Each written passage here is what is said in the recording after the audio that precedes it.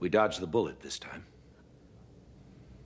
What happens next time? Knowing there will always be a next time, planning for a pandemic is a matter of life and death. It was surprising that Babylon 5 did not have a plan to tackle pandemics, but from previous episodes we'd already seen that EarthGov had been taken over by a callous government. Any programs that did not fit their agenda were being defunded, such as Babylon 5.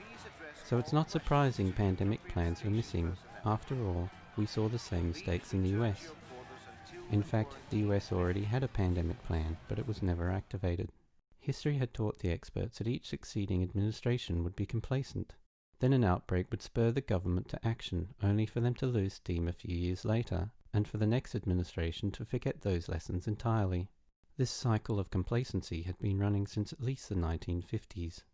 It's astonishing to read about how, for example, George Bush created a pandemic plan that described a scenario in which a flu epidemic moves from a village in Asia to the United States, where it causes panic and as many as 1.9 million deaths. Or how Obama created the Global Health Security and Biodefense Unit, whose role was to bring coordination and leadership to the many scattered biodefense programs within the US government. Between the both of them, they had to deal with SARS, the modern world's biggest pandemic, AIDS, H1N1 or the swine flu, MERS, Ebola, and Zika.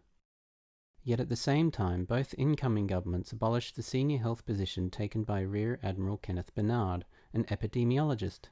When they realized his position's importance after an outbreak, they would re-implement a health position again. Blind to this bipartisan complacency, the politicians and much of the media would continue to blame each other for cost-cutting. But going through budgets of organizations such as the CDC, USAID, and WHO paint a different picture. These organizations have record budgets that continue to go up yearly even in spite of presidential intentions for cutting budgets.